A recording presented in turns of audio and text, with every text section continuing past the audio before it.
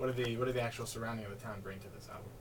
It's bringing a lot, actually, and I've thought a lot about this recently, maybe more than I was even aware of while writing the songs. But now when I think about it and when I hear myself sing these songs, I just realize there's a lot of home going on. And even though I wrote a lot of stuff in New York, it's sort of like I'm using this sort of perspective on the stuff that I've grown up, and Eskilstuna is really on the album. It's sort of this old industrial town, and I used to live out in Brooklyn, and there's sort of like very, very much similar areas. It's just old tear down, fabric and buildings, and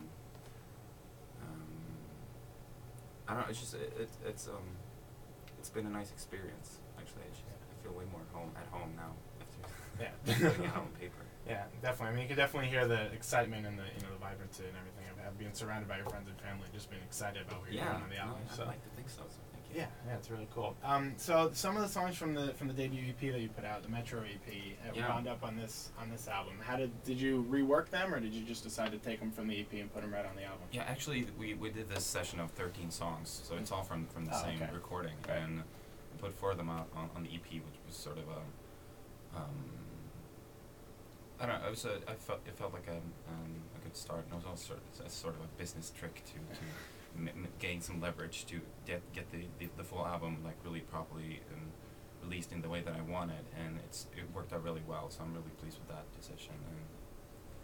And I'm proud of the EP as well, but it's a totally different story when it's a full album, because that's what I've been dreaming about since I was a kid, and now I'm here. It's a good feeling. Yeah, definitely. Just create a little bit of buzz, and then get people excited, and then give them exactly, and then give them what they want. Cool. Where did the name of the album come from? The Mount Foreverest. It's actually I just told you we recorded 13 songs, but it's truth with a slight modification, because we started the recording of actually 14 songs, and the 14th one was called Mount Foreverest. And I could never really get where I wanted with the lyrics, and because after a while I realized I was dealing with sort of summarizing all the themes and questions that I was trying to answer with this whole record. So I could never come to where I wanted with that song. So we just skipped it, and it's a perfect title for the album. And to me, it's just I was always really thrilled by the thought of intrigued by the thought of Mount Foreverest. It's sort of like the biggest object on Earth. And so just climbing your own mountain, and when you just, everybody's got their own mountain they need to climb. And when you do that, you realize, if I could do this, I could do pretty much anything. And that was sort of the feeling I wanted to capture. Cool. Yeah, I like it when the album title kind of sums up the entire thing, but isn't drawn directly from the album. You know what I mean? Where it kind of is a summation of everything that's on the album. I was never really a fan of, like, when the title of the album is the same as one of the songs and so on, because it's its own entity, it's a different thing, and absolutely. That's what I was going for. So I hope it. Cool. I hope it's definitely. comes true. What music were you listening to while you were writing this, or are you the type of artist that just kind of locks yourself away, doesn't listen to anybody else, and it comes directly from yourself? No. I mean, naturally, I'm a music lover. I love music, so and I listen to a lot of different stuff. But I'm not really sure what I was listening to at the time, and it's also then being a debut album. It's sort of I've been sort of collecting these songs for a longer period of time, and when I wrote the first ones, I wasn't even sure if anyone was ever going to hear them. I just wrote them for my own pleasure, sort of. And but growing up, I just sort of Metallica and that whole scene, that was what made me want to play the guitar.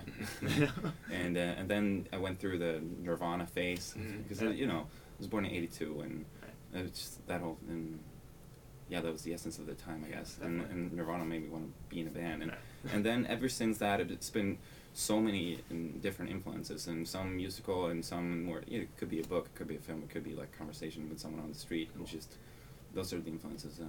But it's funny though, because I played South by Southwest earlier this year in Austin, and just there was just this rumor starting that Metallica was going to play, and I was like, I gotta get in there, and it was like, no man, it's gonna be packed. Don't even go there. But I got in. I was in line for like 10 minutes, and I got in. And it was like, just I don't know how many people, like 1,100, and it's just really cool to see like my childhood heroes, like just from pretty much the front row. Right, in a pretty intimate and we setting. shared the bill. Really, yeah, right. Yeah. Yeah, exactly. It's a cool thing. I mean, it's not what I really listen to these days, but still, sums it up. Absolutely. So speaking of